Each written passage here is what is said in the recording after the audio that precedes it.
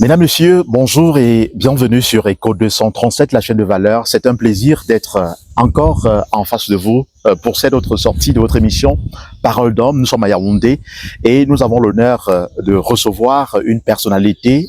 C'est un maire, il est le maire de Ngoumou.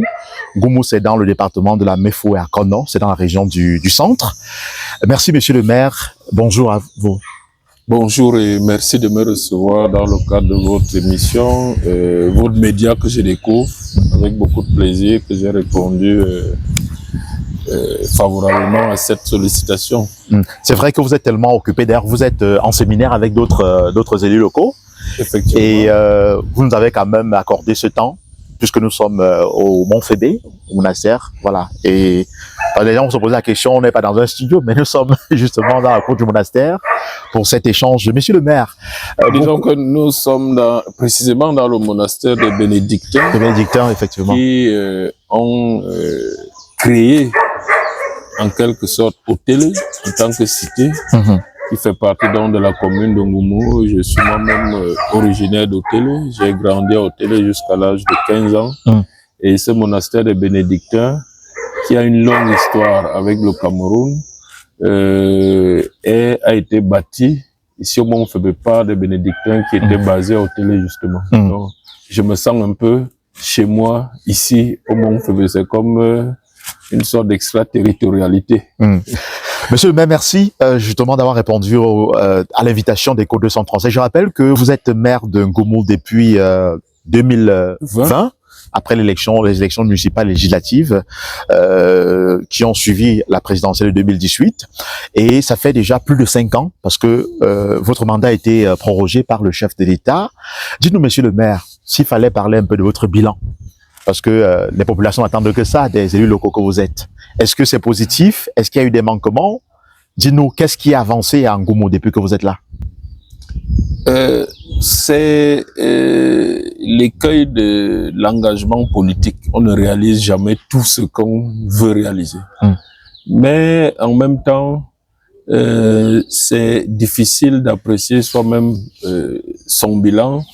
Je pense que, en gros, je suis assez satisfait par ce bilan. Il a des points très positifs.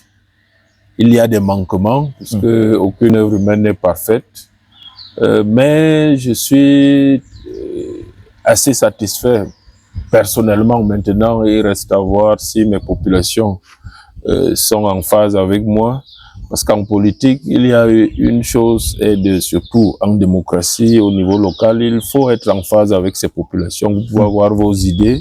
On dit souvent que l'enfer est pavé de bonnes intentions. Mais si vous n'êtes pas en accord avec vos populations, vos citoyens, vous allez vous retrouver un peu en déphasage pendant que vous croyez bien faire. Et ça nous arrive tous. Vous pouvez penser bien faire quelque chose, mais ceux qui sont les destinataires de l'œuvre que vous réalisez prennent ça autrement. Donc, mais dans ce sens aussi, je pense que le bilan est très positif parce que j'ai souvent pris le soin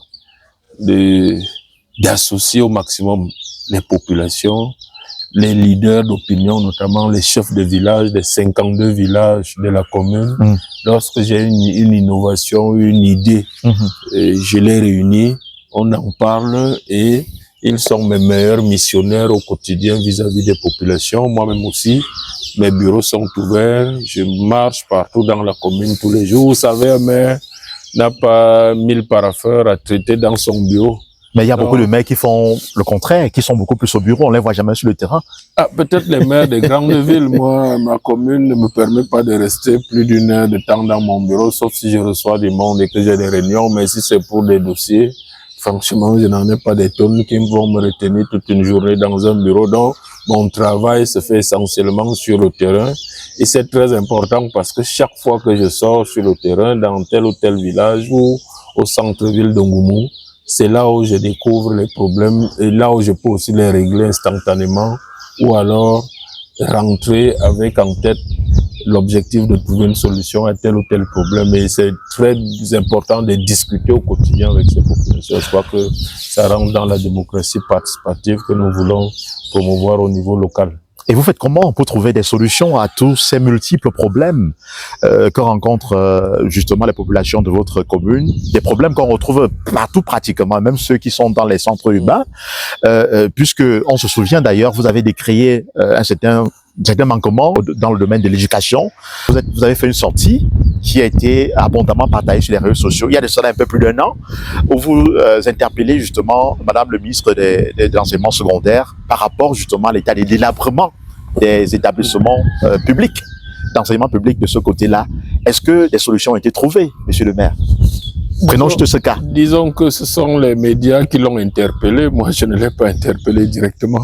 Je l'ai interpellé indirectement. Je m'étais effectivement adressé à un sénateur du centre qui est de ma commune et qui est en plus le président de la commission des finances pour qu'il pose la question, parce que lui-même n'avait pas de réponse, pour qu'il pose la question au ministre des enseignements secondaires, quelle proportion elle consacrait à l'investissement dans ce secteur stratégique. Je n'ai pas eu de réponse venant du ministère, mais suite à mon interpellation, beaucoup d'élites de ma commune ont pris conscience de la situation. Certaines élites n'étaient pas au courant, surtout les élites vivant dans la diaspora. Et nous avons eu un grand élan de solidarité. Je peux vous dire que dans le département de Lamefou-Akono, le lycée d'Otélé, qui était une vraie poubelle, comme je l'avais dit à l'époque, est devenu le plus beau lycée du département grâce à la contribution des élites du département, pas de l'État. Tout le lycée a été réhabilité complètement. Un terrain de sport a été aménagé et les élites ont aussi offert un bloc administratif flambant neuf. Je crois qu'il sera inauguré à la rentrée de septembre 2026 qui arrive.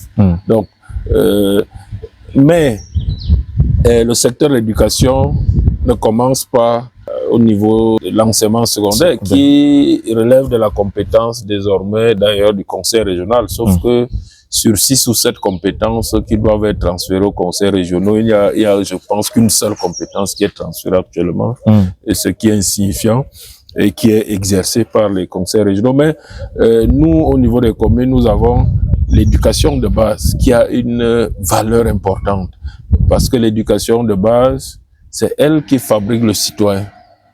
Savoir qu'on ne doit pas jeter une ordure au sol, qu'on doit respecter le code de la route, qu'on doit traverser la route quand le bonhomme est vert, ainsi de suite. Tout ça, c'est à l'éducation de base. La propreté pour soi-même, pour le respect des autres, c'est à l'école primaire, maternelle et primaire qu'on l'apprend. C'est aussi là où on apprend à l'enfant les fondations même de l'apprentissage qui va se poursuivre jusqu'à l'enseignement supérieur, jusqu'à la spécialisation. Donc l'éducation de base est prioritaire aussi. Je crois que c'est même le socle. Et c'est ça qui relève de nos compétences. Et lorsque j'ai décrié la situation du lycée d'Hôtel à l'époque, il y a plus d'1 an, c'est parce que moi, pour ce qui concerne mes compétences, en relation avec le ministère de l'Éducation de base, qui est plus en avance en matière de transfert de compétences et surtout de ressources, et avec les ressources propres de la commune, ainsi qu'avec d'autres partenariats, j'ai déjà beaucoup avancé en 5 ans dans ce domaine. Et je pense que c'est le secteur pour lequel je suis très fier de mon bilan. Ça mettra votre actif, oui. Voilà, parce que j'ai trouvé une commune qui n'avait aucune école maternelle construite. J'en ai construit 6, 9, des écoles maternelles 9. Les écoles primaires étaient dans un état, comme vous avez vu le lycée d'Otélé, un état inacceptable. J'ai déjà réhabilité pratiquement toutes les écoles primaires de ma commune. Certaines sont celles qui se salissent vite. Et je remets même une couche de peinture à chaque rentrée. Donc pour que le cadre d'apprentissage des enfants de ma commune soit acceptable, que mes propres enfants, parce que quand je suis arrivé à la tête de la commune, je me suis dit, est-ce que mon enfant peut s'asseoir dans une de ces écoles? Je répondais naturellement non. Moi, je ne pouvais pas laisser mes propres enfants s'asseoir. Et c'est pour ça que beaucoup de parents mettent leurs enfants dans des écoles privées. Donc, je veux que mes écoles primaires en Goumou soient telles que mes propres enfants puissent y étudier. Tout à fait. Et donc, je pense que c'est le secteur où j'ai le plus réussi.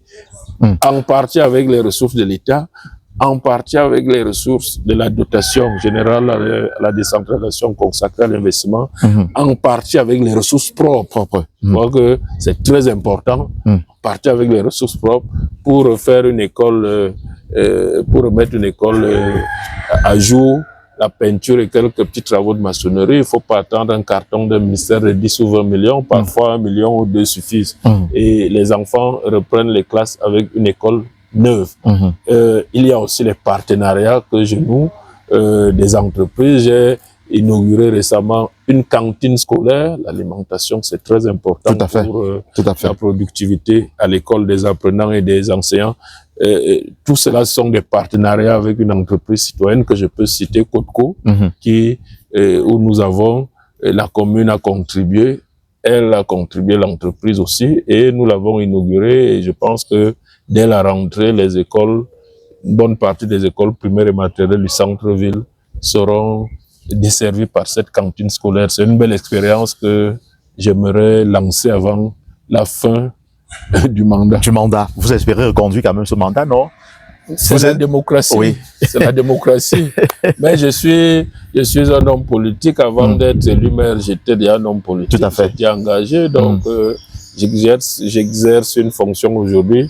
Quand on est élu sortant, la campagne s'appuie sur le bilan. Tout à fait. Donc, il y a certainement des choses inachevées dans tous les projets que vous avez engagés. On n'achève jamais tout. Jamais, oui. C'est toujours une continuité, en fait. Celui qui vient après, vous continuez. Le plus important, si on ne peut pas achever, c'est d'avoir un successeur qui a la même vision que vous pour achever et pérenniser ce que vous avez mis en place. Ouais, dans l'ensemble, au regard de ce que vous avez évoqué, on comprend que vous êtes un mec quand même qui apporte du développement, qui a apporté sa valeur ajoutée. Maintenant, il y a un aspect quand même qui est tellement critique et qu'on dénonce dans toutes les communes, dans toutes les mairies, en tout cas au Cameroun, pratiquement, la poubelle. Est-ce qu'à la mairie de Ngoumou, quel est le secret que vous avez de votre côté? Parce que les maires parlent de manque de moyens financiers. Ils disent qu'ils n'ont pas l'argent pour ramasser les poubelles. Le peuple n'arrive pas à comprendre. Le peuple se dit que la poubelle, c'est ce qu'il y a de plus simple, en fait, dans une mairie. Bon, peut-être on le dit avec les yeux des profanes, on ne maîtrise pas comment ça se passe. Mais vous qui êtes maire, est-ce que c'est aussi difficile de ramasser les poubelles dans une ville? Qu'est-ce qui se passe? Pourquoi les villes sont toujours très sales? Oui. La poubelle a deux origines. Mais la principale origine de la non-maîtrise des ordures est l'absence d'aménagement. Notre pays souffre de l'absence d'aménagement. Quand bien même on adopte des documents d'aménagement, c'est la non-application de ces aménagements. Et tout le monde marche sur ces documents d'aménagement. C'est l'État central lui-même qui est le premier par ses démembrements, les autorités administratives, les membres du gouvernement. Personne ne respecte les documents de planification. Au niveau urbain, je pense que vous avez suivi récemment le décès regrettable d'un maire qui était dans le mouvement municipal, un exemple, le maire de Tchang, décédé par arrêt cardiaque parce qu'il s'est opposé à l'anarchie dans sa ville. Tout à fait. Malheureusement, il n'a peut-être pas suivi les bonnes procédures en justice et sous le choc d'une condamnation qu'on aurait pu éviter, il a perdu sa vie. Mais c'est pour vous dire que le problème, c'est le non-respect des règles d'aménagement. Si vous allez je vais revenir à votre question. Si vous allez dans une ville qui est l'une des plus belles villes d'Afrique, comme Rabat, Rabat, qui est la capitale du Maroc, abrite 500 000 habitants seulement. Il n'y a pas de badaud, il n'y a pas 100 000 vendeurs à la sauvette. Tout le monde ne se lève pas de chez lui, installe un box, une usine de meilleurs haricots, un call box, une boutique où on vend les bouteilles de jus qu'on jette au sol. Il n'y a pas de ça. vous allez à Mauritanie, à Nouakchott, vous allez à Kigali, vous allez à Dakar, toutes les belles villes africaines aujourd'hui, il n'y a pas de ça. Il n'y a pas une seule moto dans le périmètre urbain. Vous allez me dire qu'il faut des transports en commun. Donc tout ça, c'est l'aménagement. Après, vous n'avez même pas d'ordures. Donc pas besoin de les ramasser, puisqu'il n'y en a même pas. Il n'y a pas de gens qui les jettent. Une ville, ce n'est pas un bordel généralisé, un marché généralisé. Donc, ça commence par l'aménagement. Et effectivement, j'ai trouvé la ville de Ngoumou, mon prédécesseur était longtemps souffrant, donc j'ai trouvé une ville abandonnée et insalubre qui était probablement la plus sale du département, peut-être de la région. Et c'est par la reprise en main et l'organisation de la vie urbaine qu'on a pu dégager les poches de saleté. Et aujourd'hui, c'est aussi l'un des bilans dont je suis un peu fier, mais qui n'est pas encore achevé. C'est un long processus d'être devenu la ville la plus propre de mon département. Vous travaillez avec Isacam aussi? Non, c'est pas Isacam, nous ne sommes pas encore à cette taille, c'est encore gérable, mais nous avons déjà aménagé une décharge qu'on équipe progressivement en espérant qu'un jour elle pourrait avoir une dimension industrielle, parce que c'est l'objectif de traiter les ordures telles qu'on puisse extraire des richesses aussi, en termes de terres fertilisantes et tout ça pour l'agriculture. Mais nous n'avons pas encore une quantité d'ordures au point d'avoir besoin d'Isacam. Ça veut dire que vous n'avez pas les mêmes problèmes que les autres communes. Pour prendre par exemple le cas de Yaoundé, quand on circule, on constate qu'il y a de la saleté partout. Quels sont les problèmes? Ça veut dire que les problèmes que rencontrent les maires de communes d'arrondissement de Yaoundé ne sont pas les mêmes que les vôtres? Le problème numéro 1 que rencontrent les communes de Yaoundé et de Douala ou des autres grandes villes, c'est le non-respect de l'aménagement urbain. Oui, ce que vous avez évoqué tout à l'heure, justement. Le désordre urbain vient du fait que chacun est libre de faire tout ce qu'il veut. Il faut chasser tous ceux qui n'ont pas leur place, les centres urbains, chasser toutes les activités qui n'ont pas de place sur la voie publique, et il n'y aura plus d'ordure. Prendre des mesures sévères. C'est un laisser-aller, en fait. C'est un laisser-aller. C'est une ville, c'est ça. Il n'y a pas de solution. Le problème n'est pas d'aller gérer les conséquences. Ce n'est pas d'injecter davantage l'argent. Ce n'est pas un problème d'argent. C'est un problème de volonté politique. Et de synergie. Et de responsabilisation. Moi, j'ai la chance en Ngoumou. Mon sous-préfet est en phase avec moi. Par moment même, quand je ne suis pas disponible, c'est lui qui va mettre de l'ordre. Quand on est tous les deux, la ville respire. Le préfet est sur une même longueur d'onde. Mais si vous avez des villes où, quand le maire veut mettre de l'ordre au niveau des mototaxis, sous prétexte qu'il faut respecter l'ordre public, on lui dit calmez-vous, laissez. Bon, il va finir par abandonner la ville et tout le monde, personne ne sera plus responsable de rien. Je pense qu'il faut peut-être aussi revoir au niveau des textes. Si on dit, et nous les élus locaux, nous sommes passionnés par nos villes. Pour être maire, il faut avoir une passion pour sa ville, avoir une ambition pour sa ville, pour sa commune. Et donc, quand vous avez cette passion et cette ambition, que l'État vous donne les moyens à la fois réglementaires et légaux et les moyens matériels, un minimum. Mais je pense que les moyens matériels viennent après l'entente sur ce qu'il y a lieu de faire. Parce que vous avez beau avoir des milliards, imaginez, vous, que nous sommes un pays pauvre et que si chaque citoyen camerounais, comme je le vois, de sa voiture, même à pied, ou de toutes ses activités, est libre de jeter tout ce qu'il a entre les mains partout où il veut, mais vous allez trouver 100 milliards pour ramasser ces ordures. Ce sera très difficile. Et c'est une dépense inutile, entre guillemets. Entre guillemets. Dès cette rentrée, je vais introduire par exemple le tri des ordures en Ngoumou. Je vais commencer par 2 catégories, les biodégradables et non bio. Je vais mettre dans les écoles pour apprendre aux enfants comment trier les ordures. Mais on ne peut pas expliquer que en Europe ou dans toutes les villes modernes aujourd'hui, même les tout petits à 3 ans savent, 1, qu'on ne jette jamais rien au sol, et de 2, qu'on ne mélange pas les ordures. Ces petits blancs ne sont pas plus intelligents que nos enfants. Et donc je pense que c'est un problème d'éducation. C'est un problème d'éducation, il faut commencer à la base et j'espère que nous allons y arriver. Je vais, en tout cas, pour ce qui est de Ngoumou, on est encore tout petit. On va essayer. Mais les initiatives que vous entreprenez, il faut commencer toujours par là. Celui qui ne peut pas travailler au plus petit niveau ne peut pas arriver au plus grand. Non, je pense que le plus important, c'est la discipline et l'ordre. On ne peut pas avoir une belle ville, une ville propre, s'il n'y a pas d'ordre. Monsieur, mais vous avez évoqué la cohabitation, qui pour vous est plutôt facile et davantage d'ailleurs accessible. Vous, le préfet et vous, sous-préfet également, vous entendez. Mais on a comme impression que cette cohabitation est de plus en plus difficile chez d'autres élus locaux. Je vais embrayer justement sur la question qui a secoué en tout cas Yaoundé ces derniers jours et qui suscite beaucoup de polémiques sur les réseaux sociaux et même dans les débats dans les médias. Le maire de la ville de Yaoundé qui s'est opposé au sous-préfet de Yaoundé 2e concernant la construction d'un hangar au marché, d'un hangar commercial au marché Bokolo. Mais qu'est-ce qui peut expliquer ce genre je dis d'attitude? On a comme impression que il y a l'autorité administrative qui empiète dans les compétences du maire. Parfois, c'est vice-versa. Bon, au-delà des problèmes de personnes, parce que on ne sait pas quel problème tel et tel peuvent avoir en dehors du cadre du travail, mais au-delà des problèmes de personnes, si tous les acteurs ont la volonté de servir l'intérêt général, si ce qui prime vraiment est l'intérêt général, moi je ne vois pas, je n'ai jamais compris pourquoi il y aurait des soucis. Et ça va au-delà des personnes.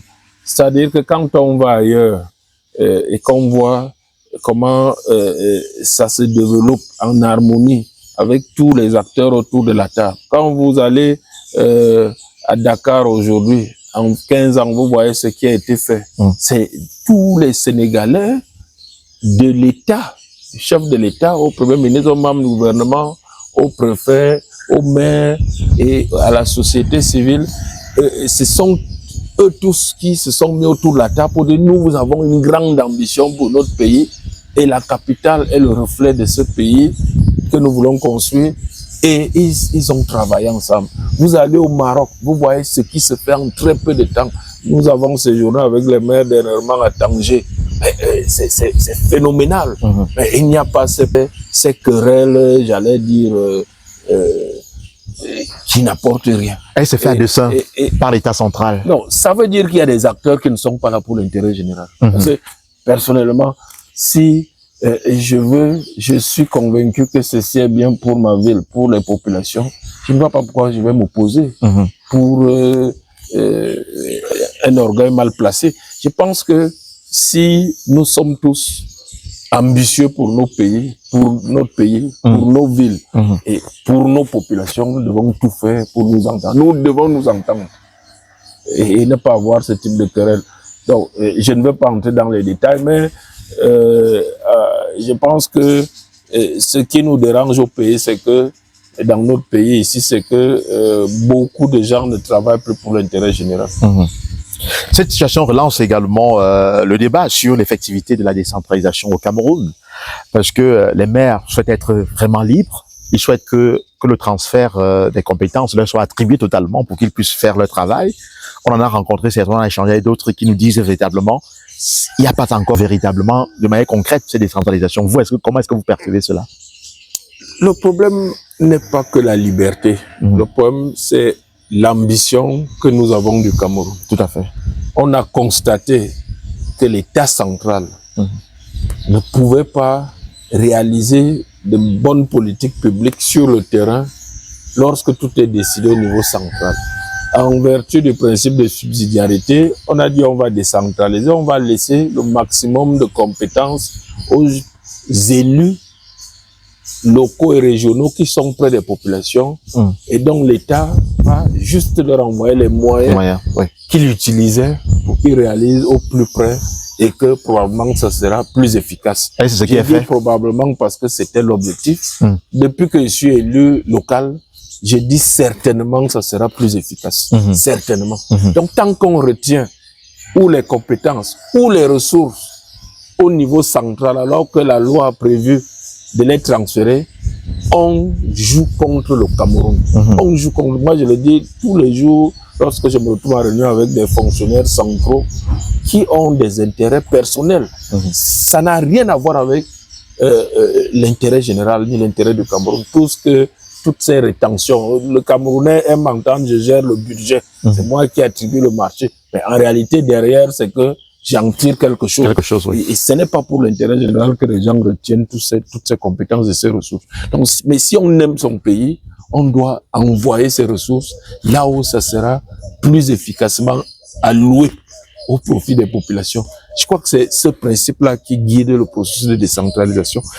Mais quand c'est acquis, les maires ne peuvent pas travailler seuls non plus. C'est-à-dire que j'ai pris l'exemple des autres pays où qui sont plus avancés en matière de décentralisation et en matière de développement aussi. Et ça va vite là-bas parce que l'État et les élus sont ensemble. Moi, maire, tout seul, je ne peux rien faire. Tout à fait. Parce que tout ce que je fais doit entrer d'abord dans le cadre de la politique nationale définie au niveau central par le chef de l'État qui définit la politique de la nation.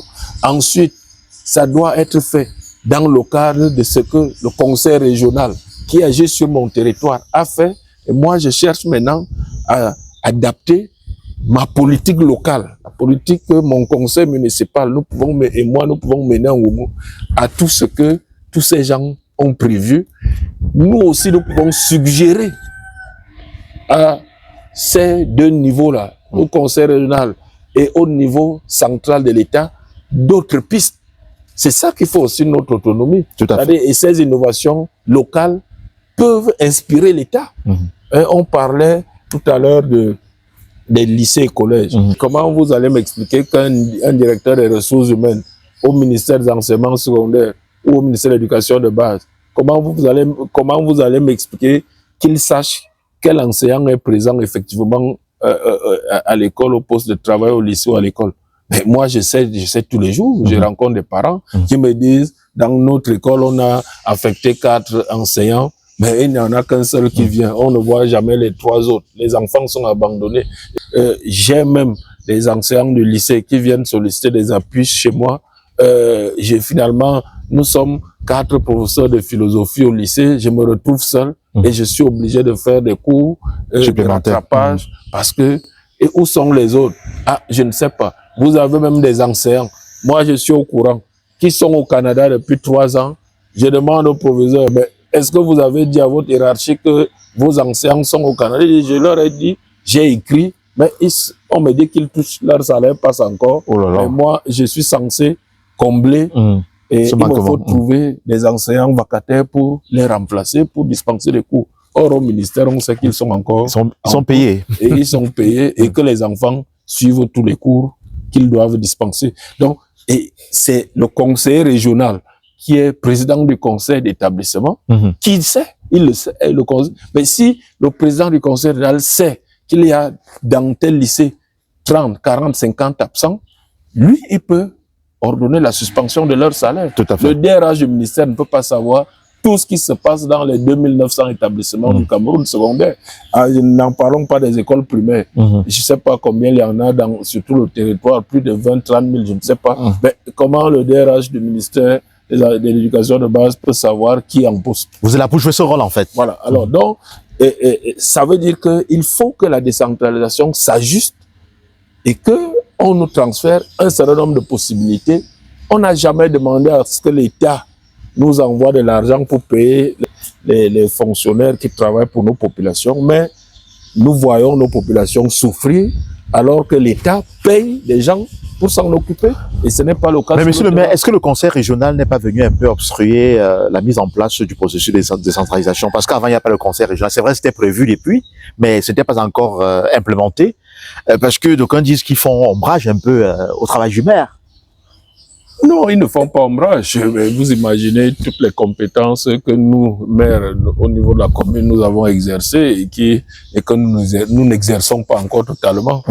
Le conseil régional a aussi beaucoup de compétences, C'est juste que beaucoup de ministères n'ont pas encore tout transféré. Je vous ai pris l'exemple de la principale compétence des conseils régionaux, qui est l'éducation secondaire, de la 6e jusqu'en terminale, plus les formations professionnelles.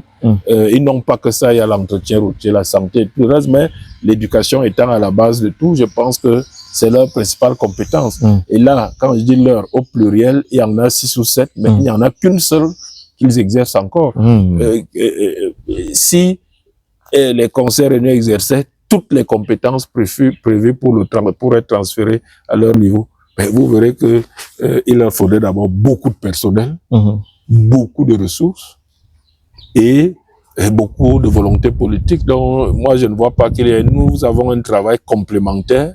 Nous travaillons sur les mêmes territoires, sur les mêmes populations, mais chacun a l'exclusivité parce que nous avons adopté un principe de compétences exclusives. Chacun a l'exclusivité de ses compétences et doit bien les exercer à condition qu'on ait les ressources à la fois matérielles et surtout les ressources humaines. Là aussi, c'est un problème. Il faudrait que l'État, qui a un personnel oisif assez important, puisse le transférer, puisque vous ne pouvez pas avoir des gens qui exercent des compétences. Vous transférez les compétences et ce personnel reste faire quoi au niveau central? Il faut se poser des questions. Tout à fait. Et nous avons un manque d'enseignants partout sur le terrain. Nous avons d'autres besoins en termes d'encadrement des activités économiques, agricoles et tout ça. Donc, on a besoin de l'expertise qui est restée au niveau central. Monsieur le maire, vous faites partie quand même des personnalités du RDPC qui prennent quand même sur eux de dénoncer certains manquements du système parce que les communicants du RDPC sur les plateaux de télévision ont souvent laissé croire que au RDPC, on ne devrait pas tirer contre son camp. Mais vous avez l'habitude de dire quand ça ne marche pas, de dénoncer. La fois dernière encore, vous avez fait une sortie, vous parliez du laxisme justement dans les services publics au Cameroun, où les gens ne font pas exactement le travail pour lequel ils sont payés, ainsi de suite. Quand vous faites ce genre de dénonciation, monsieur le maire, est-ce que vous ne dites pas, mais peut-être mon avenir politique est en jeu, ça peut se retourner contre moi? On a vu certains être sanctionnés. Je ne me suis pas engagé en politique par intérêt ou pour un poste. Je me suis engagé en politique il y a très longtemps. Ma carte d'adhésion au RDPC. Depuis la diaspora, quand vous étiez encore Camerounais de la diaspora. Bien avant que je n'aille en France. J'ai adhéré au RDPC exactement en 1991. Oula. Le président de mon comité de base qui m'a signé ma carte d'adhésion, c'était le ministre Bidia Sangon, paix à son âme, qui m'a encadré. Je quittais la maison de mon oncle, j'allais rester toute une journée, on allait chercher des documents au comité central. Je ne cherchais aucun poste, je courais après un idéal, comme tout adolescent qui rêve d'un idéal.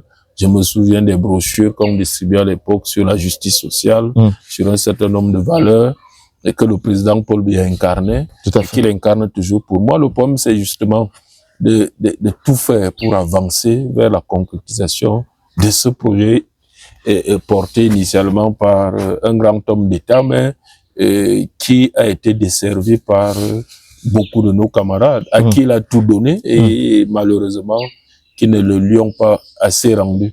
Et bien que, étant à une phase où effectivement l'heure du bilan n'est pas loin, je pense qu'il n'est pas trop tard, on peut ajuster encore beaucoup de choses pour que le président Paul Biya sorte par la grande porte.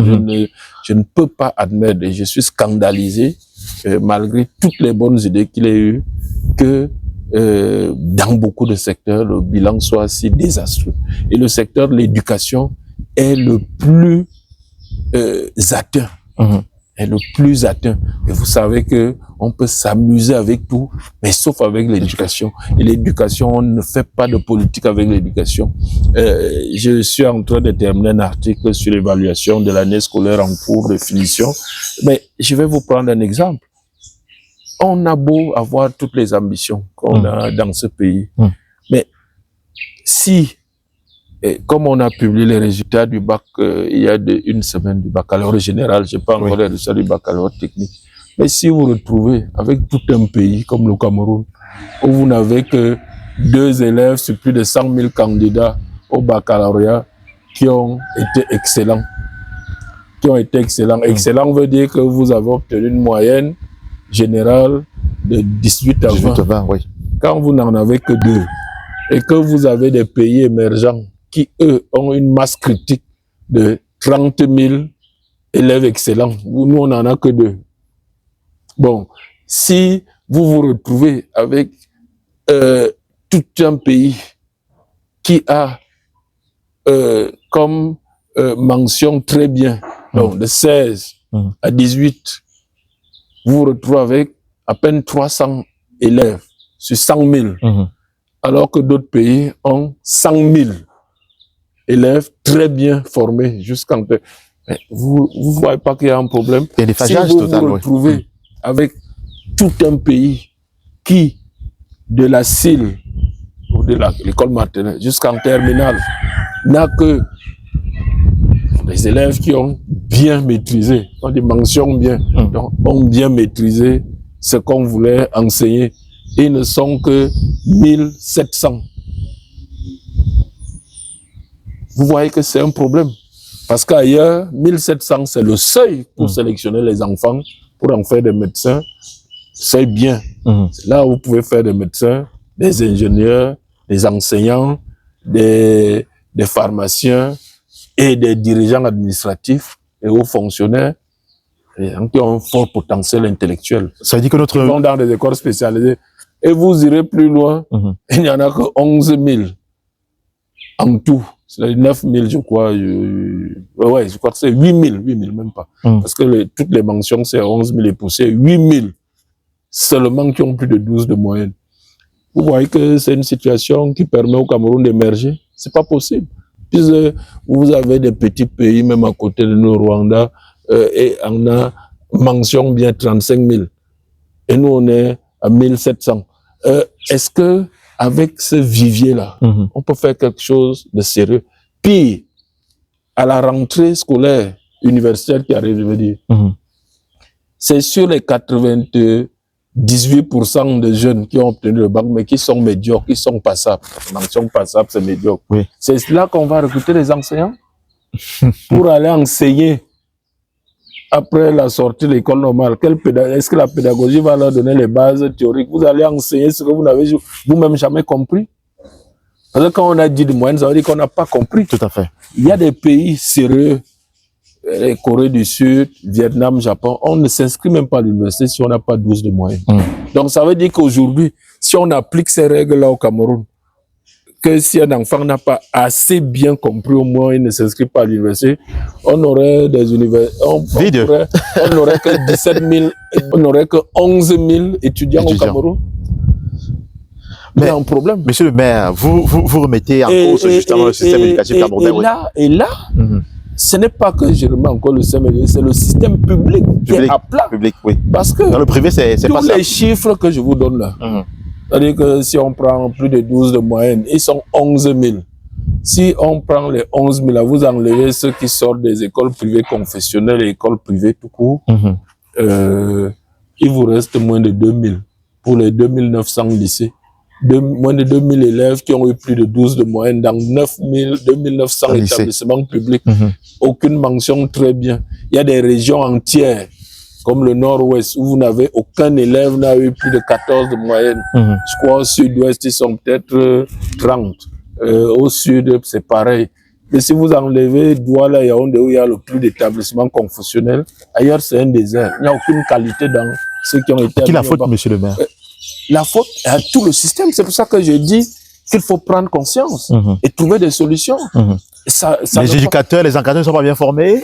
À partir du moment où vous avez des enseignants qui n'ont pas le niveau, il y a vous ne pouvez pas entrer à l'école nationale, à l'école normale supérieure en France si vous n'avez pas eu 16 de moyenne au bac. Qu'est-ce qui vous amène? Vous ne pouvez pas enseigner ce que vous n'avez pas vous-même maîtrisé. Tout à fait. Mais quel enseignant vous pouvez avoir qui a eu 10 de moyenne au bac et il va enseigner quoi? Il y a un problème. Donc, ça devient un cercle vicieux de la médiocrité. Moi, je pense qu'on ne peut rien faire avec un pays de médiocre. Ce que nous décrions là, les gestions, la planification, l'administration privée ou publique, tout ce que nous décrions au Cameroun, nous ne nous rendons pas compte que nous sommes en train de plonger jour après jour dans une médiocrité. Ça ne ressemble plus au Cameroun à ce qu'était le Cameroun. C'est ça qui est scandaleux. Moi, j'ai obtenu mon baccalauréat en 1989. J'ai obtenu mon CEP en 82. Je veux dire, en 89, dans ma salle de classe, dans un lycée public, nous étions 43. 42 ont été reçus au bac. Sur les 42 reçus au bac, 30 avaient la mention. Une seule salle de classe. Et c'était dans un lycée public. c'est mieux que le collège Il y a de cela 30 ans à peu près, un peu plus de 30 ans. C'est mieux que le collège Vogt. Un lycée en plus. C'est mieux que le collège Antabi peut-être. Oui, justement. Alors, à l'époque, quand on avait 1000 premiers bacheliers à Yaoundé, c'est dans les lycées. 80% venaient des lycées publics. Lycée Leclerc, oui. Comment les choses ont changé? Le lycée de Ngoumou, où j'étais admis en seconde, c'est en 86, avec une quarantaine de mes camarades. La première promotion, on a obtenu 30 bacheliers en filière C. Moi, je suis venu, j'ai été reçu au concours national dans tout lycée technique. Mais comment vous m'expliquez que pratiquement plus de 30 ans après, le lycée de Ngoumou aujourd'hui ne produit que 9 bacs C? Parce que quand je vous ai dit tout à l'heure, 1700 bacheliers ont plus de 14 de moyenne. Si j'enlève ceux qui ont fait des filières littéraires, qui sont utiles, mais ce n'est pas avec ça qu'on va former un médecin ou un ingénieur de haut niveau qui va tirer l'économie par le haut. Mais si vous enlevez ceux qui ont des baccalauréats littéraires, là, vous voyez qu'il vous reste même très peu pour avoir des ingénieurs. Vous allez faire l'import-substitution. Mais vous allez faire des usines avec qui? Les ingénieurs? Vous parlez de l'or. Combien de Camerounais ingénieurs? Nous sommes peut-être assis sur l'or là. Vous et moi, on sait s'il y a l'or ici en bas. Du tout. Vous savez comment on fait pour enlever l'or de... On n'a pas les personnes spécialisées pour ça. Non. Alors, vous avez combien de Camerounais qui peuvent le faire? Il y a la bauxite. On a des richesses. Ce ne sont pas des richesses, c'est des ressources naturelles. La vraie richesse, comme le disait Jean Baudin, elle, c'est l'homme. Il y a des richesses que d'hommes, et d'hommes de qualité. Or, nous sommes en train de nous appauvrir en richesse d'hommes. Et c'est scandaleux. Et c'est pour ça que j'insiste sur ce que notre génération ne pourra pas faire. Mettons au moins nos enfants dans la bonne école qui reste poursuivre, ce qui va nous dépasser. Monsieur le maire, vous éveillez les consciences à travers justement votre discours, ce qui est quand même un peu rare de temps en temps, hein. Surtout pour les membres du parti au pouvoir, le RDPC.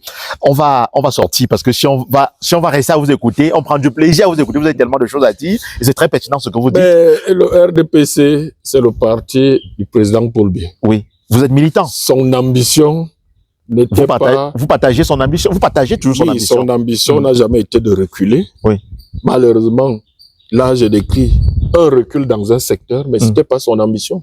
Il n'est jamais trop tard. Ce sont les personnes qui l'ont nommé. Il n'y a pas de choix. Implémenter, oui. On n'a pas de choix, il faut corriger. Si on ne veut pas que notre pays devienne le dernier, la risée de l'Afrique. Est-ce que tout est mis en œuvre pour que ce soit corrigé?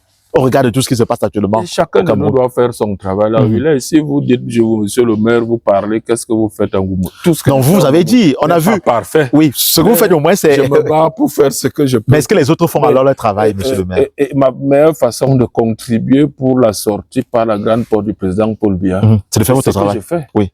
Et je suis maire RDPC, il faut que je rende les populations fiers d'avoir élu un maire RDPC. Tout à fait, oui.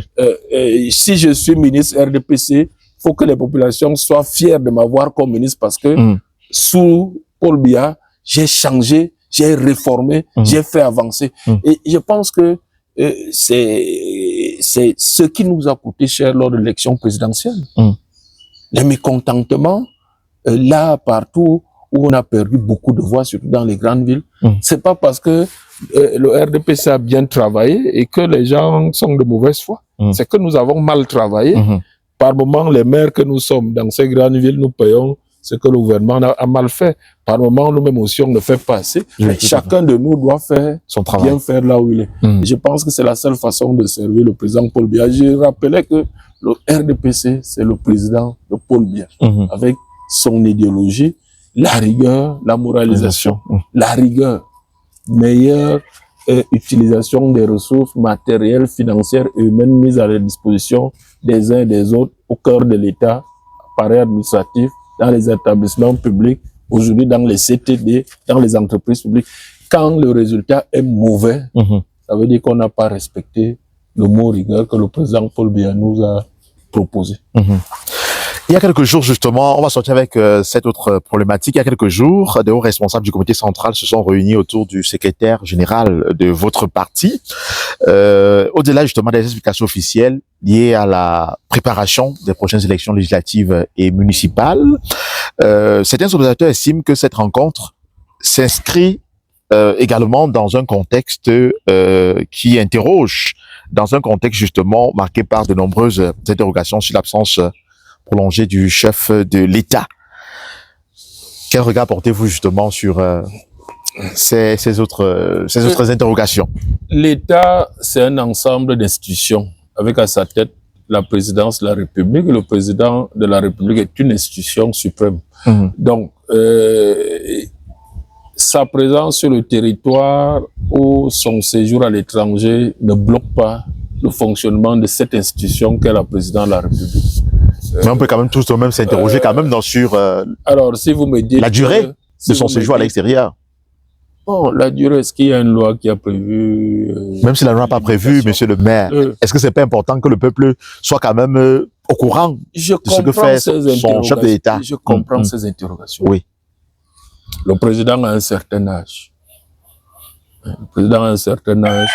Nous n'allons pas lui demander de faire ce qu'il faisait lorsqu'il avait 49 ans, lorsqu'il arrivait au pouvoir, tout à fait, lorsqu'il en avait 60 ou 70. Donc, il faut intégrer ça. C'est un fait. Mais cela n'enlève en rien le fait que, même s'il est momentanément absent du territoire, ce qui veut dire qu'il est absent de la tête de l'État, il a nommé des personnes pour faire fonctionner l'État, le gouvernement. C'est pas seulement nommé, bon, pour avoir été longtemps responsable d'une section extérieure, notamment la section France, et nous le recevions encore beaucoup plus souvent là-bas à l'époque.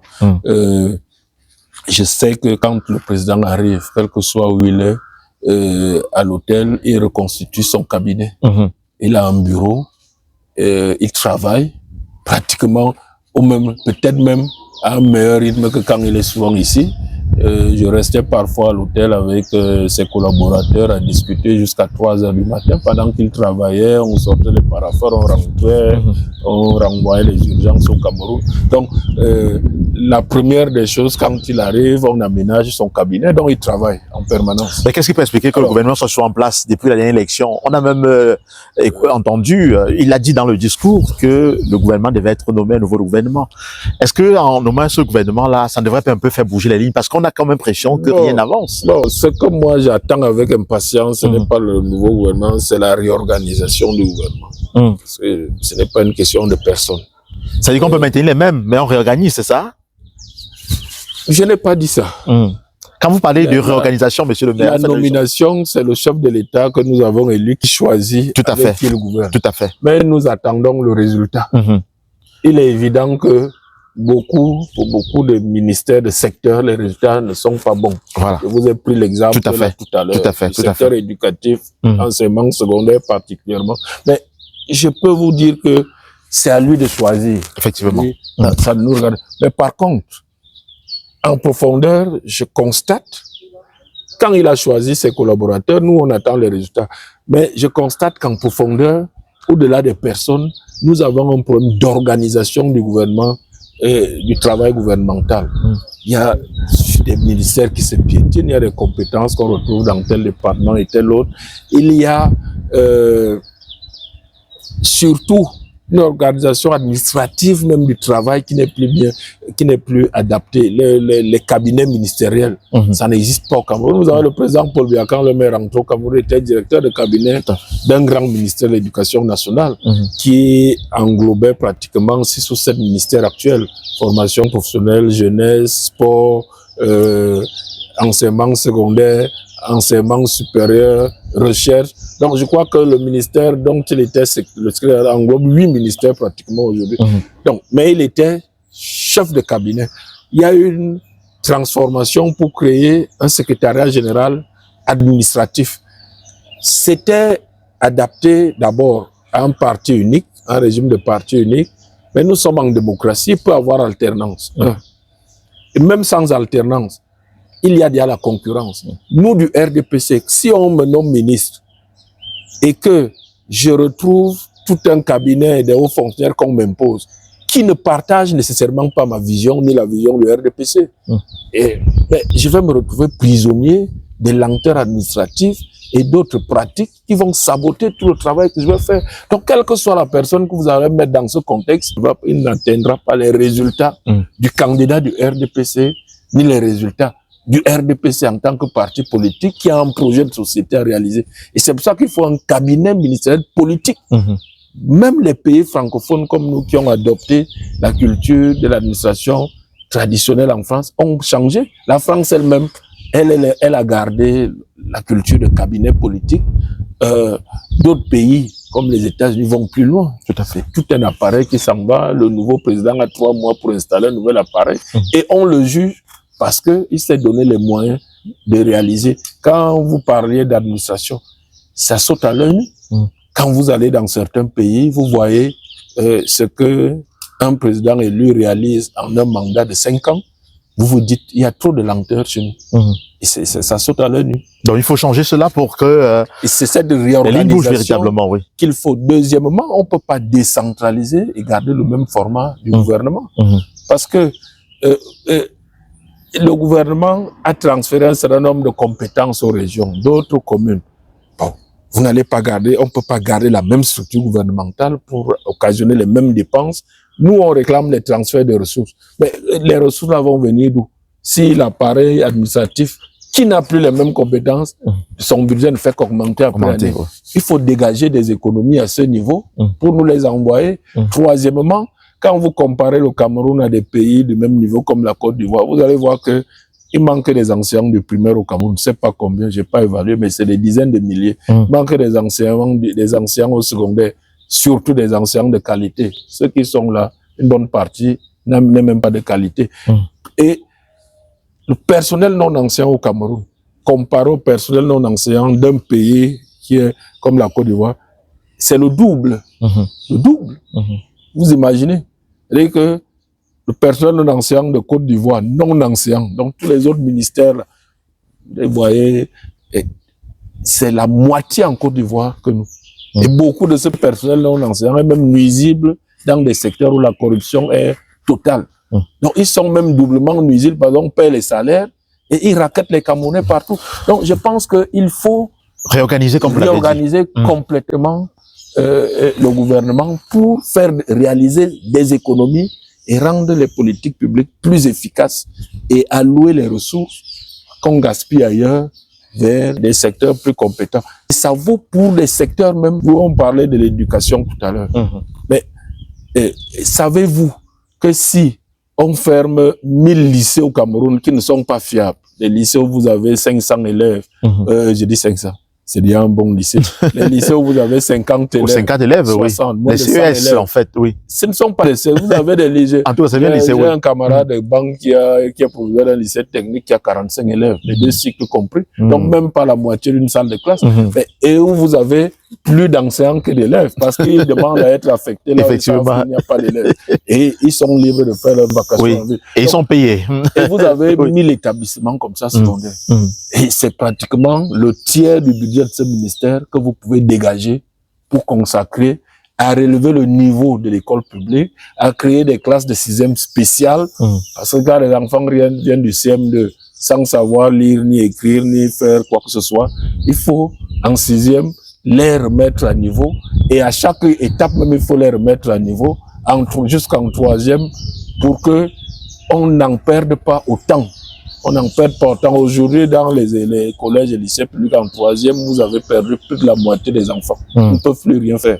Donc, et ça, parce qu'on ne s'est pas occupé de particulièrement. Tout à fait. Si, comme je vous disais tout à l'heure, vous prenez les grands collèges qui produisent de bons résultats, aucun enfant d'une école primaire publique n'y va, parce qu'ils n'ont pas de niveau. Mais les lycées publics, eux, ils doivent les prendre. Mais il faut des mesures pour relever leur niveau, pour que les lycées publics soient compétitifs et produisent quelque chose. Et donc, et ça, il faut dégager des ressources. Vous allez payer les heures supplémentaires aux enseignants qui vont faire ce cours de rattrapage avec quelles ressources aujourd'hui. Il faut les économiser quelque part. Donc, je pense que tout cela nécessite une restructuration et réorganisation pour recentrer l'action du gouvernement vers l'utile et l'efficacité. Voilà, c'est de la responsabilité du parti au pouvoir, le RDPC, dont vous êtes l'un des membres, l'un des fervents défenseurs. Et monsieur le maire, dernier mot pour sortir de cet échange. Les élections municipales législatives, d'ailleurs, je l'ai dit, le comité central avec les hauts cadres du RDPC ont tenu une réunion la semaine dernière. Les projecteurs étaient orientés vers les élections législatives et municipales, d'après les informations qui ont été rendues publiques de ce côté-là. Vous, monsieur le maire, quel regard portez-vous justement sur ces élections-là? Les élections, comme l'avait dit notre président national, oui, sont certaines, auront lieu certainement. Mais c'est encore lointain. Ce n'est plus si lointain que ça. Oui. Mais je pense qu'il y a des préalables. D'abord, une remobilisation du parti. C'est ce que le comité central a essayé de faire. Le parti qui a perdu beaucoup de plumes lors des élections. Beaucoup d'électeurs pendant l'élection présidentielle. Je pense que par une analyse fine de ces résultats, on trouvera les moyens de redresser la barre. Et je crois que c'est ce que le comité central essaie de faire. Mais il y a encore beaucoup à faire. Parce que lorsque on se retrouve avec 13% dans tout le Vouri ou 12% à Bafoussam, je sais pas, où nous avons souvent quand même eu beaucoup plus de voix que ça. Effectivement. Il y a un problème de fond. Donc il faut trouver des solutions pour retrouver un certain nombre de nos militants et sympathisants qui ne sont pas allés voter. C'est surtout l'abstention qui nous a tués dans ces localités. Donc il faut trouver un moyen. Et l'un des moyens, effectivement, c'est le mouvement aussi, comme on a dit, réorganisation du gouvernement et probablement aussi remaniement ministériel et une relance de la remobilisation sur le terrain. Là, il y a une réunion au sommet des dirigeants des communautés au niveau régional et départemental. Maintenant, il faut que ces dirigeants régionaux et départementaux implémentent tout ça sur le terrain pour remobiliser les troupes. Et ça ne sera pas une élection facile. Tout comme j'avais prévenu mes camarades que l'élection présidentielle allait être l'une des plus difficiles depuis 1992. Ça a été le cas. Je pense que nous allons là aussi vers l'une des élections municipales législatives les plus difficiles pour le RDPC. L'enjeu est de garder une majorité à l'Assemblée nationale. Si nous n'en avons pas, nous aurons à faire face à un gouvernement dirigé par un premier ministre de l'opposition. Un peu comme au Sénégal. Bon, là, c'est la majorité présidentielle qui s'est disloquée. Qui s'est disloquée, oui, c'est différent. Avec la majorité parlementaire. Mais si nous n'avons pas de majorité à l'Assemblée nationale, il sera difficile de gouverner. Même la victoire acquise difficilement en octobre dernier, 2025, cette victoire, on ne pourra pas l'optimiser pour que le président achève un certain nombre de choses et sorte par la grande porte. Moi, je pense que c'est un enjeu, c'est une question d'honneur pour nous les militants du RDPC. Nous devons en être conscients. Et toutes les mesures, je pense, devraient être prises. Je ne suis pas membre du comité central, ni conseiller politique du président national, mais je pense que un certain nombre de mesures seront prises avant cette élection, ces deux élections, législatives et législatives, oui, tout à fait. Pour qu'il y ait une remobilisation totale de nos militants et sympathisants et qu'on puisse aborder cette élection avec optimisme pour terminer convenablement le septennat qui a été commencé. Merci infiniment, monsieur le maire, d'avoir répondu aux questions d'Écho 237. On vous souhaite bonne continuation en fait dans la suite de votre mandat prolongé. On espère que de belles réalisations. Nous sommes presque à la fin du mandat, mais nous sommes à l'œuvre. Il y a beaucoup de chantiers en cours en Moumou qu'on doit suivre. Merci à l'État central qui nous aide beaucoup pour les infrastructures routières, par exemple. Nous avons beaucoup de chantiers de transfert de crédit. C'est pour ça que je vous disais que le maire seul ne peut rien faire. Tout à fait, tout à fait. Mais le maire peut proposer, il faut bien proposer, discuter, trouver les différents guichets au niveau national, international et même privé qui peuvent nous aider à réaliser des choses pour nos populations. Donc c'est moi qui vous remercie de m'avoir permis de communiquer dans votre média que je ne connaissais pas bien avant. Et je vous souhaite bon retour à Douala. Merci infiniment, Monsieur le maire. Mesdames et messieurs, c'est ici que prend fin cette autre sortie de Parole d'homme. On avait pour invité Monsieur Jean-Baptiste Atemengue, qui est maire de Ngoumou. Ngoumou, c'est une localité, c'est le chef-lieu en tout cas du département de la Mefouakono. C'est dans le centre. Merci de nous avoir regardés. On vous souhaite de passer une très bonne soirée. Et surtout, n'oubliez pas de partager, de liker, de commenter. Surtout, invitez vos proches à s'abonner sur Éco 237. À très bientôt. C'est reparti pour une nouvelle aventure scolaire au complexe scolaire bilingue Saint-Flaubert. Offrez à votre enfant le meilleur départ vers l'excellence dans un établissement où la discipline, le travail et la réussite sont au cœur de chaque apprentissage. De la crèche à la terminale, en section francophone et anglophone, le complexe scolaire bilingue Saint-Flaubert accompagne chaque apprenant dans un environnement sain, sécurisé et propice à son épanouissement. Grande innovation cette année, dès la maternelle, notre système de bilinguisme intégral 50-50 permet aux enfants d'apprendre naturellement en français et en anglais pour devenir de véritables citoyens bilingues de demain. Et ce n'est pas tout. Les tenues scolaires sont offertes gratuitement aux élèves de la maternelle et du primaire. Année après année, notre établissement enregistre 100% de réussite aux examens officiels, preuve de la qualité de notre enseignement, du professionnalisme de notre équipe pédagogique et de notre engagement envers la réussite de chaque élève. Au complexe scolaire bilingue Saint-Flaubert, vous bénéficiez d'un enseignement bilingue de qualité, d'enseignants qualifiés et expérimentés, d'un encadrement pédagogique rigoureux, d'un suivi personnalisé, ainsi que de récompenses et distinctions pour les élèves méritants. Complexe scolaire bilingue Saint-Flaubert. Nous formons aujourd'hui les leaders de demain. Les inscriptions sont déjà ouvertes, de la crèche à la terminale. Retrouvez-nous à Nomayos, entre Ngoumou, derrière la grande fabrique de parpaings. Complexe scolaire bilingue Saint-Flaubert. Discipline, travail, excellence. Votre réussite est notre priorité.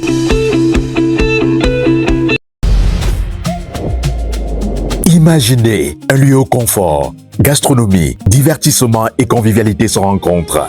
Un seul endroit qui répond à toutes vos envies. Bienvenue au complexe culturel Le Bon Cœur. Idéalement situé au rond-point Loncac, en plein cœur de Yaoundé.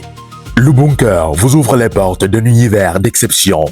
Savourez les délices de notre restaurant, snack bar et espace grillade. Vibrez chaque week-end dans notre cabaret VIP avec des artistes invités et une ambiance musicale assurée par l'un des orchestres les plus réputés de la capitale.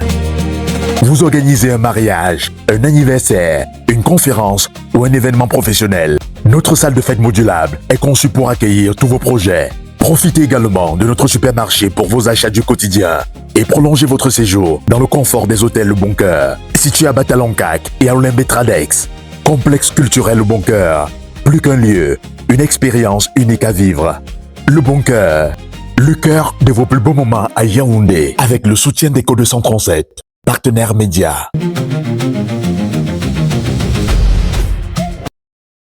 Camerounais de Chicago, êtes-vous prêts? L'événement le plus attendu de la communauté bamileke arrive enfin dans votre ville. Du 4 au 6 septembre 2026, Chicago vibrera au rythme de la All Bamileke Convention 2026, la plus grande célébration des peuples bamileke du monde. Pendant 3 jours exceptionnels, plongez au cœur des richesses culturelles des Grassfields à travers des expositions culturelles et artisanales, une grande soirée culturelle haute en couleurs, des visites touristiques en bus et en bateau, des symposiums et rencontres d'affaires, des animations, spectacles et bien d'autres surprises. Plus de 3000 participants venus des 4 coins du monde sont attendus pour célébrer ensemble notre héritage, notre identité et notre fierté. Nous aurons l'immense honneur d'accueillir les gardiens de la tradition bamileke, ainsi que des élites, dignitaires et personnalités camerounaises venues du Cameroun et de la diaspora. Artistes invités, Didier Raben, Karès Fotso, Kissila Kei. Ne manquez pas cette occasion unique de vivre des moments inoubliables, de renforcer les liens de notre communauté et de célébrer la grandeur du peuple bamileke. Réservez votre place dès maintenant, pendant qu'il est encore temps. All Bamileke Convention, Chicago 2026, du 4 au 6 septembre 2026. Un événement organisé par Illinois Bamileke Association. All Bamileke Convention 2026. One People, One Destiny. Avec le soutien d'Éco 237, média partenaire.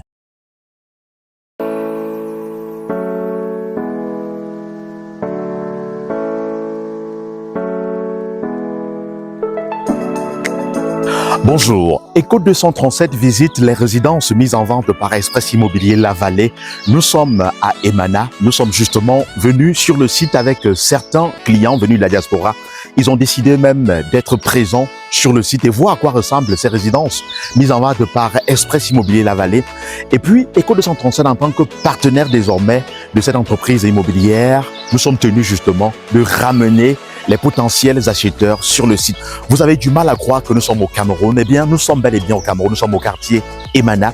Donc, après ce site, avec justement ces potentiels clients venus de la diaspora, comme je l'ai dit tantôt, nous allons nous rendre du côté de Soa, puisque il faut le préciser, de ce côté également, il y a des triplex, il y a de très belles villas de ce côté, la mise en vente, et le prix vraiment est à la portée de ceux qui aiment ce qui est bien fait.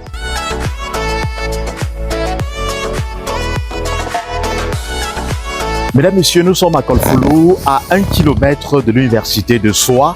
Vous constatez avec moi que les résidences mises en vente par Express Immobilier La Vallée sont encore en chantier. Oui, il y a encore des travaux qui sont en train d'être effectués sur ce site, vous le constatez. Mais cela n'empêche que les acheteurs potentiels puissent réserver maintenant. Ce serait une aubaine pour vous, mesdames et messieurs. Ici, nous avons affaire au même type de construction dans un quartier résidentiel. Vous pouvez imaginer donc au niveau même des prix, il y a quand même une certaine différence.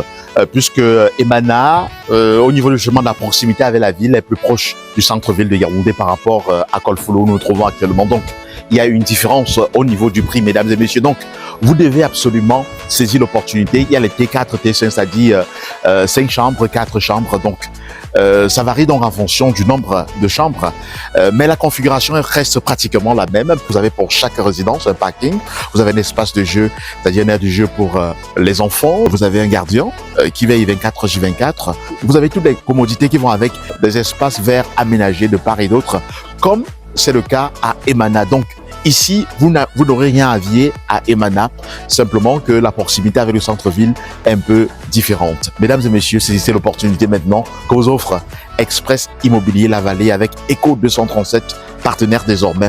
Voilà, nous sommes avec le responsable commercial de Express Immobilier La Vallée. Bonjour. Bonjour. J'espère que vous allez bien. Je vais très bien et vous? Ok, ça va. Nous sommes là avec certains potentiels clients. Ok. Est-ce que vous pouvez rassurer les gens qui nous regardent Oui. que véritablement le partenariat est scellé avec Eco 237? Ah oui, nous avons effectivement noué un contrat de partenariat avec la plateforme Eco 237 afin qu'elle puisse, au travers de son management, nous trouver une bonne clientèle, notamment la diaspora. Et effectivement, nous sommes ici sur le site de Soa où nous avons 6 résidences de type T5 disponibles clé en main dans quelques jours. Et donc, vous pouvez effectivement, je m'adresse à tous les clients, passer par la plateforme Eco 237 afin d'entrer en contact avec nous et vous bénéficierez de ces magnifiques logements qui seront disponibles avec du matériel de haut de gamme. N'oubliez surtout pas, en contactant Eco 237, vous bénéficierez d'une certaine remise sur le montant demandé, mesdames et messieurs. Donc, c'est ça l'avantage de contacter Eco 237 pour entrer en possession de votre résidence, si ça vous intéresse naturellement. Et nous sommes ouverts pour les visites. Si vous êtes au Cameroun ou alors si vous êtes à la diaspora, vous avez quelqu'un sur place et vous souhaitez visiter ces différentes résidences, que ce soit à Soa ou encore à Emana. Pour l'instant, ce sont les résidences qui sont pratiquement déjà disponibles. Nous sommes sur le terrain actuellement avec de potentiels clients qui ont décidé justement d'être là et ils sont passés par Eco 237 pour y arriver. Vous aussi, vous pouvez faire de même. Contactez-nous et bénéficiez des remises. C'est ça l'avantage de contacter Eco 237, le partenaire désormais de Express Immobilier La Vallée. C'est un partenariat scellé désormais. Mesdames et messieurs, profitez-en. On vous attend. Appelez-nous. Les contacts s'affichent et profitez de cette aubaine. C'est vraiment waouh.